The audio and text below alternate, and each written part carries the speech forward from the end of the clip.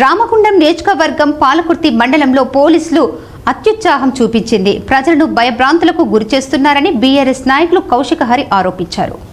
పాలకుర్తి మండలం బసంత్ నగర్ ఎస్ఐ దళిత యువకులను విచక్షణ రహితంగా కొట్టిన సందర్భంలో శనివారం బాధితులతో కలిసి ఎన్టీపీసీ జ్యోతి భవన్లో జాతీయ ఎస్సీ కమిషన్ మెంబర్ వడ్డెపల్లి రామచంద్రన్ను కలిసి వినతి పత్రం అందజేశారు. ఈ సందర్భంగా బాధితులతో కలిసి కౌశిక హరి మాట్లాడుతూ బసంత్ నగర్లో ఉండే మంచినీళ్ల రాకేష్ డీజే నడుపుకుంటూ ఐటీఐ చదువుకుంటున్నాడు. అయితే గణేష్ నిమజ్జన సందర్భంగా డీజే సౌండ్స్ పెట్టొద్దని పై అధికారుల ఆదేశాల మేరకు బసంత్ నగర్ ఎస్ఐ స్వామి రాజేష్ను డీజే బైండ్ ఓవర్ చేయాలని ఫోన్ చేయగా రాకేష్ వెళ్లడంతో కొంత ఆలస్యం కావడంతో ఆగ్రహించిన ఎస్ఐ ఈ నెల 3న రాకేష్ను విచక్షణ రహితంగా కొట్టడం జరిగిందని తెలిపారు. అలాగే గత నెల 20న లారీ ఓనర్ ఇంట్లో జరిగిన దొంగతనం కేసులో కూడా మరో యువకుడు నిందితుడు కాకపోయినా పోలీసులు అత్యుత్సాహంతో చూపించి జీపులోకి ఎక్కించుకొని పోవడం, బట్టలు విప్పించి డ్రాయర్పై నిలబెట్టి పంపించడం వేశారని తెలిపారు.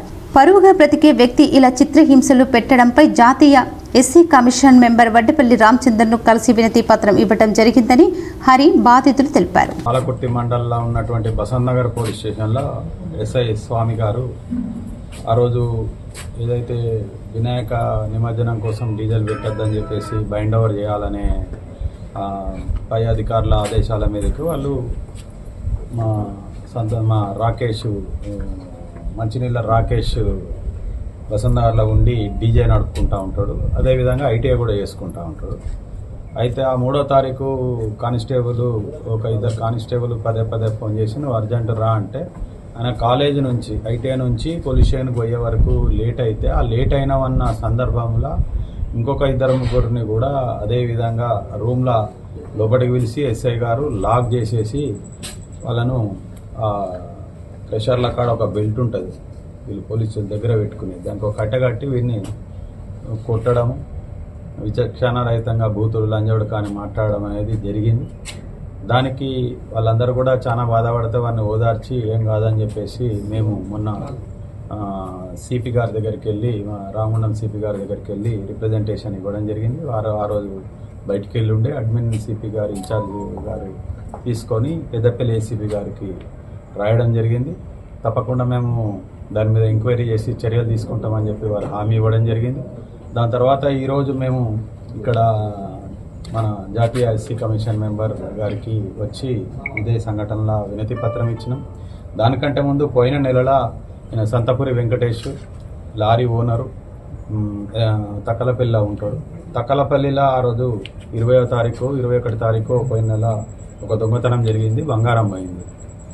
దాంట్లో సీసీ కెమెరాలల్లో ఎవరైతే అటు ఇటు తిరిగిన వ్యక్తిది ఉన్నది. ఆ కారణంగా ఈయన నుండి ఇంకో మనిషిని తీసుకుపోయేసి ఒక 4 రోజులు జీబులో తీసుకుపోవడం, బట్టలు ఇడిచి ఆడ కూర్చోబెట్టడం.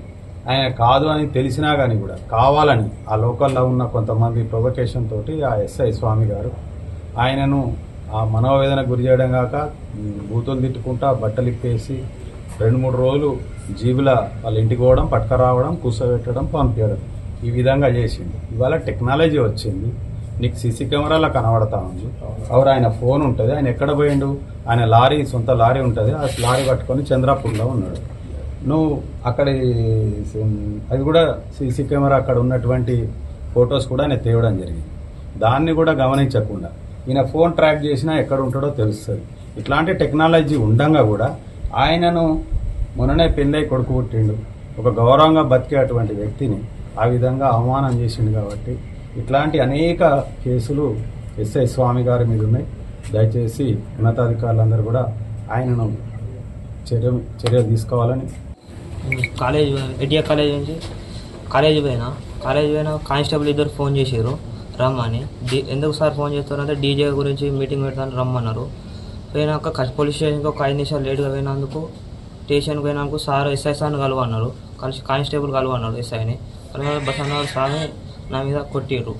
ఎందుకు కొడతారు సార్ అన్నాడు, 2 కొట్టిర్రు, 5-6 దెబ్బలు కొట్టిర్రు. అద్దు సార్ అన్నాడు కొడతారు, ఎందుకు కొడతాను సార్ అన్నాడు కొడతారు. ఇదో సార్